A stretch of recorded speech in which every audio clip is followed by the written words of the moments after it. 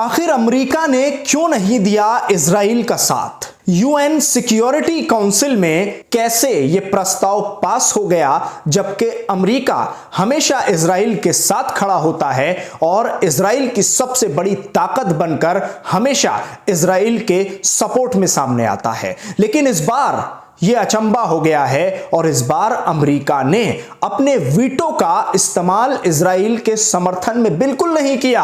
आखिर ऐसा क्यों हुआ? इस पर बहुत सारे लोग अपनी अलग अलग तरह की राय रख रहे हैं और अलग अलग तरह से इस पर बात हो रही है। कुछ लोग यह कह रहे हैं कि भाई अमेरिका और इजराइल अब दोनों दुश्मन बन चुके हैं, जो पक्के मित्र थे, पक्के यारी थे, अब वो दोनों के बीच में फाड़ पड़ गई है और दोनों अब एक दूसरे से अलग हो गए हैं। आखिर ऐसा क्यों हो रहा है कि अमेरिका इजराइल का साथ नहीं दे रहा है? कौन सा ऐसा दबाव है अमेरिका के ऊपर कि वो उसे मजबूर कर रहा है कि अपने पक्के यारी से वो दोस्ती नहीं निभा पा रहा है? कहने के बावजूद भी बार बार इजराइल ने कहा कि आप हमारी मदद कीजिएगा, आप अपने वीटो का इस्तेमाल करिएगा, लेकिन फिर भी अमेरिका एब्सेंट रहा और वीटो का इस्तेमाल नहीं कर पाया।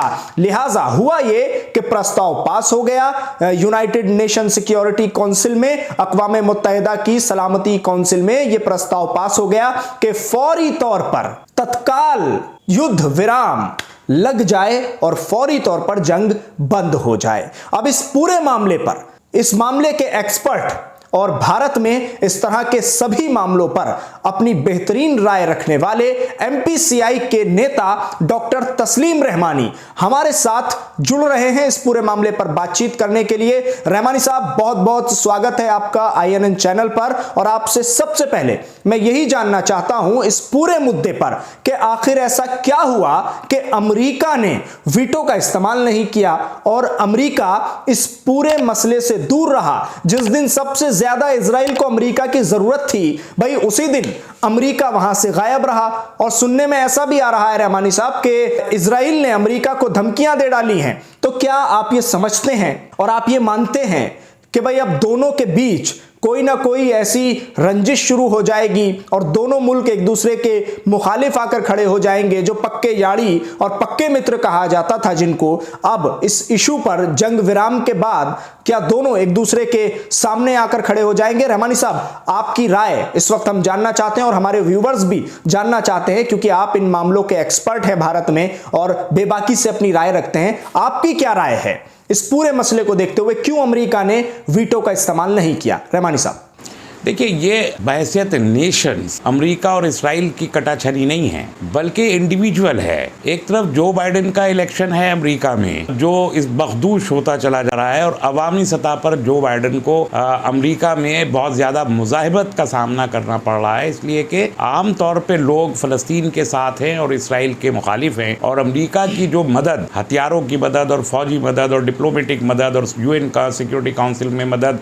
जो पहुँच रही है, उसकी मुखालफत वो कर रहे हैं, तो उसका शाखसाना उनको अपने इंतखाबात में भुगतना पड़ रहा है, जिसे अब जो बाइडेन अवॉइड करने की कोशिश कर रहे हैं। दूसरी जानिब नेतन्याहू हैं, उनका मसला ये है कि अगर जंग आज ख़त्म हो जाए तो कल जो है नेतन्याहू जेल चले जाएंगे।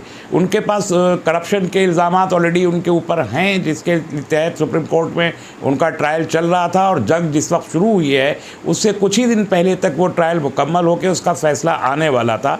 जंग की वजह से वो रुका हुआ है। अब अगर जंग बंद हो जाती है और जंग के दौरान इसराइली अवाम का बहुत बड़ा दबाव इसराइली कैबिनेट के ऊपर है कि वो जो लोग गिरफ्तार किए हैं, हमास के लोगों ने जो 250 लोग गिरफ्तार किए हैं, 6 महीने के बाद भी उनको आज़ाद कराने में इसराइली फ़ौज नाकाम साबित हुई है। तो इसका एक अवामी दबाव है कि आप कितनी बड़ी फ़ौज हैं और आपकी इतनी बड़ी टेक्नोलॉजी है और आप 250 लोगों को हमास के कब्ज़े से छुड़ा नहीं पाए। जितने भी कैदी छूटे हैं वो सिर्फ मुज़ाकरात के नतीजे में छूटे हैं, नेगोशिएशन के नतीजे में छूटे हैं। इसराइली फ़ौज या इसराइल की इंटेलिजेंस एक भी किसी कैदी को छुड़ाने में नाकाम रही है। ये दबाव भी नेतन्याहू के ऊपर है। अब वहाँ की अपोजिशन पार्टीज़ कह रही हैं कि नेतन्याहू को सरकार छोड़नी चाहिए, यही बात जो बाइडेन भी कह रहे हैं। तो अब इन लोगों के सामने ये मसला पैदा हो गया है, ये नेतन्याहू और जो बाइडेन के बीच एक इंडिविजुअल इशू बन गया है इसलिए मैंने कहा ये दो नेशंस का नहीं, ये दो इंडिविजुअल्स के जो राइट्स हैं और जो पॉलिटिकल फ्यूचर है ये उसका इशू है। तो जो बाइडन अपने को बचाने की कोशिश कर रहे हैं और इसके लिए वो चाहते ये हैं कि एक सॉफ्ट सा रिजोल्यूशन ये निकले कि एक तरफ नेतन्याहू को वहाँ से वो हटा दें, डिथ्रोन कर दें नेतन्याहू की सरकार को, और अपोजिशन वो ऑलरेडी वो एक बहुत ही फ्रेजाइल गवर्नमेंट है, कोलिशन गवर्नमेंट है, फुल फ्लैज गवर्नमेंट नहीं है नेतन्याहू की, वो उसको हटाना बहुत आसान है, 5-6 MPs हट जाए सरकार गिर जाएगी नेतन्याहू की। दूसरी तरफ हमास के सिलसिले में ये प्रोपेगेंडा मुस्तकिल किया जा रहा है, जो अभी ब्रिटिशर्स का एक बयान आया था कि अगर हमास को सामने से हटा दिया जाए तो हम फ़लस्तीन को कबूल करने को तैयार हैं। एक दो मुल्कों ने और भी कहा है कि हमास को सामने से हटा दें तो हम फ़लस्तीन की रियासत को कबूल करने को तैयार हैं। ख़ुद इसराइल ने, नेतन्याहू ने कहा कि हम तो ये जंग जारी रखेंगे हमास के ख़ात्मे तक, बहुत पर्टिकुलरली फ़लस्तीन का नाम नहीं लिया उन्होंने, हमास का कहा है कि हम तो हमास से लड़ रहे हैं, हमास का ख़ात्मा चाहते हैं। ऐसे में हमास को टारगेट करके एक तरफ अमेरिका की कोशिश ये है, डिप्लोमेटिक जो एंटनी ब्लिंकन भी उसकी बात कर रहे हैं, मुख्तलिफ मुल्कों में जाके, मिस्र में भी कर रहे हैं, दोहा में भी कर रहे हैं, जॉर्डन में भी कर रहे हैं, सऊदी अरब में भी जाके कर रहे हैं कि अल-फतह को फ़लस्तीन की क़यादत सौंप दी जाए, और दूसरी तरफ वहाँ से नेतन्याहू को हटा के कोई सॉफ्ट गवर्नमेंट वहाँ पर ले आए। तो ये एक वे आउट बनाने की कोशिश इस वक्त सारी दुनिया में अंडर करंट के तौर पर डिप्लोमेटिकली बहुत ही खामोशी के साथ ये चल रहा है। ये रीज़न है कि UN सिक्योरिटी काउंसिल में अमेरिका ने इस रेजोल्यूशन को वीटो नहीं किया, हालांकि ख़ुद अमेरिका इससे पहले लेकर आया था यही रिजोल्यूशन, जिसको इस रूस ने और चीन ने नहीं माना था। अब इन्होंने दूसरे मुल्कों के ज़रिए ला के एब्सटेन कर लिया, हालांकि वो चाहते तो या तो वीटो करते या इसके हक़ में वोट करते, हक़ में वोट नहीं किया है, ये याद रखना चाहिए, हक़ में वोट नहीं किया है, एब्सटेन किया है। दूसरी जगह आपने $14 बिलियन आप इसराइल को आप ट्रांसफ़र कर रहे हैं, और उसके लिए दोबारा से आपने US कांग्रेस बुलाई है और उसमें वो आप बिल पास कराना चाह रहे हैं, और उसके बाद $45 बिलियन आप मज़ीद देना चाहते हैं इसराइल को इसी जंग के तावान के तौर पर। उसका रिजोल्यूशन आप दूसरे मरहले में लेके आने वाले हैं। तो ये 45 और 14 ये जो है ये $59 बिलियन आप इसराइल को किस खुशी में देना चाहता है अमेरिका। तो इसके बावजूद कि आपने UN सिक्योरिटी काउंसिल में एब्सटेन किया है, लेकिन आप दौलत क्या गंगा तो बहा रहे हैं इसराइल की तरफ। तो ये कहना कि इनमें कटाछनी चल रही है ये मुनासिब नहीं है। ये दो मुल्क जो हैं मुल्कों की सतह पर अभी तक भी एक ही हैं, एक ही प्लेटफॉर्म पे खड़े हैं, एक ही पेडिस्टल पे खड़े, बट नेतन्याहू और जो बाइडेन के दरमियान इनफरादी कशमकश का ये मजहर है। शुक्रिया डॉक्टर तस्लीम रहमानी साहब, INN चैनल के साथ जुड़ने के लिए, आपने इस मुद्दे पर अपनी राय दी हमारे व्यूअर्स के लिए, आपका बहुत बहुत शुक्रिया। तो सुना आपने, डॉक्टर तस्लीम रहमानी ने इसके पीछे की असली वजह बताई है। तो अब हमारे जो व्यूअर्स हैं, मैं उनके लिए यह बताना चाहता हूं कि अगर कोई आपको इस तरह की खबरें दे रहा है कि अब दोनों मुल्क एक दूसरे से दूर हो गए हैं और ये हो गया है और वो हो गया है, दुनिया जहान की हेडिंगें लगाई जा रही हैं, लेकिन आपको इन चीजों पर विश्वास नहीं करना है।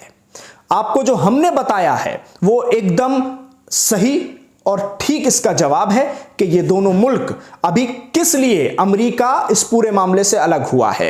देखिए, सियासत कुछ भी करा सकती है और अमेरिका से ये सियासत ही सब कुछ करवा रही है।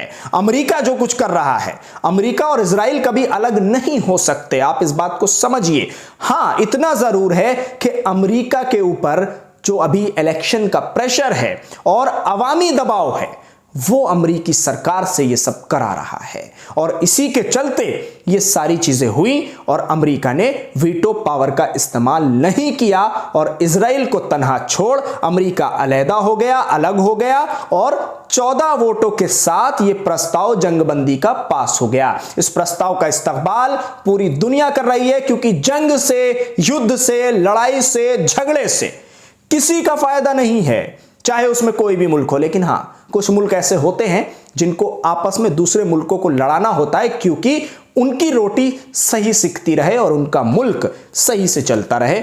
ऐसे बहुत सारे मुल्क हैं, फिर किसी दिन इस मुद्दे पर बातचीत करेंगे। बहुत बहुत शुक्रिया हमारे साथ इस खबर पर जुड़ने के लिए। अगर अभी तक आपने INN चैनल को सब्सक्राइब नहीं किया है तो सब्सक्राइब जरूर करें, बेल आइकन जरूर दबा लें हमारी हर खबर की पहली नोटिफिकेशन के लिए।